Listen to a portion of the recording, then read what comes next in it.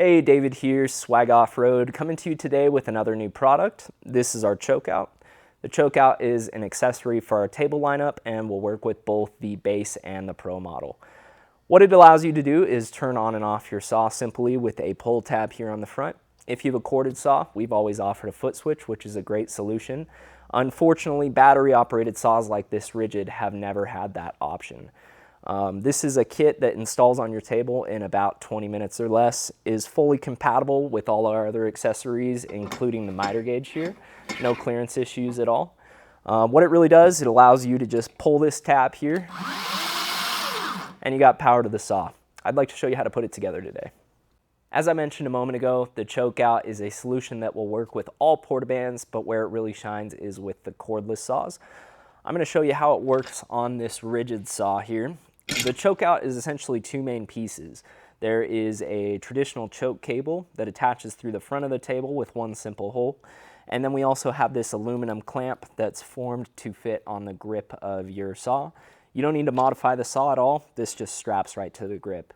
The chokeout is a very simple kit, only involving a few components. We have the hardware pack, the old school choke cable, and then most importantly, the formed aluminum clamp, which will actually pull the trigger of your saw. The first step in assembling your chokeout kit is actually drilling a 3/8 inch hole on the front vertical edge of your table. I'd recommend using a step bit just because it is easier to get through the steel. You're going to want to measure 3.5 inches over from the right edge, and then just start drilling away about halfway down that front flange. If you have a Portaband base model, that's our vice mounted unit, I recommend just expanding one of the leg holes on the left flange of the table. Since there's no front vertical flange, you'll have to make do with the side. Keep some good consistent downward pressure on that drill, you will get through that table. Then the other important thing to mention, I do recommend removing any burr that's left behind by drilling. You want a nice flat surface that choke cable can mount to. Now that we've drilled the hole in the front flange of our table, we're actually going to mount the cable to that table.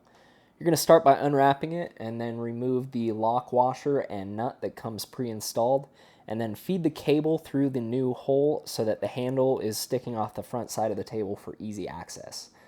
Slide that lock washer and nut back onto the cable. We're going to tighten this guy down pretty good. We don't want it to rattle loose during operation. The nut size is 9/16, so grab your wrench, really crank it down. Pretty commonly, you'll have the cable start spinning on you, so just grab onto the solid piece that I'm holding here with a pair of vice grips or some pliers, and really crank that guy down so it can't move at all. Time for us to get into the hardware kit. You'll notice there's a small segment of heat shrink included with your hardware. This is actually going to slide onto the rounded side of the flat piece of the aluminum clamp. Push it on as far as you can. It's no problem if it doesn't make it quite as far as mine did. I used a heat gun for this demonstration, but a torch or a lighter will do just as well. You just want to make sure to get it on there nice and securely so it doesn't slide off in the future. This is a special type of heat shrink that adheres to the surface it's on top of, so give it some nice heat. All you're really doing is making sure that you protect the plastic of your saw trigger when you pull on that choke cable later. Time to assemble our aluminum clamp. Grab the formed out of the clamp first and stick the 5/16 bolt down from the top. Make sure to put the nylon washer in between the two arms of the clamp. This is super important because that clamp is going to be opening and closing in order to actuate your saw's trigger once it's all installed. And then you do want to make sure that the flat arm of the clamp is on the underside of the assembly. Just seems to make it easier to pull the trigger. You're going to tighten this down with an Allen wrench and make sure that you do get it tight just so there's no slop, but not so tight that that clamp doesn't open and close easily. Next up, we are going to do the cable bolt. So you're going to stick that up from the underside there. And then put on the washer and the wing nut. This is actually what's going to hold the choke cable to the clamp once it's assembled. Time to cut our choke cable to size. First thing I'm going to do is pull out that center cable. I can't stress enough how important that is. If you fail to do that, you're going to cut the cable too short and the entire choke cable is going to be ruined.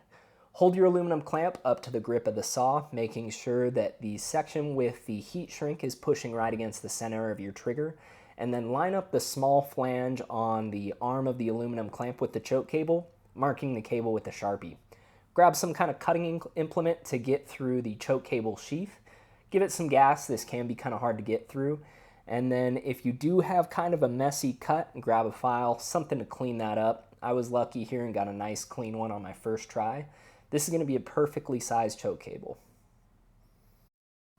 Next up, we are going to attach our choke cable to the aluminum arm. Take your nice 3D printed grommet and thread it onto the choke cable sheath so that the large flange is toward the portaband table, and then stick it through the hole on the small flange of the aluminum clamp. Using the provided 3/8 nut, just thread it right on. You don't need this to be super tight, but nice and snug. Slide the center of the choke cable back into the sheath and then slip it right underneath the washer and the wing nut on the other side of the clamp. Tighten this nice and tight so it doesn't slide out during use, and then all you have to do is test your choke out. You are good to go. Alright guys, so as you can see, the choke out really is a simple solution for turning on and off your saw. We did intend for this to be a product specifically for the guys with cordless saws, since they don't have the foot switch option. But over time, we've discovered they also work well with the big corded models. The reason being, many of these have the variable speed triggers, so you can actually adjust the speed of the blade based off how far you pull out on that choke cable. If you have any questions, don't hesitate to give us a call or send us an email.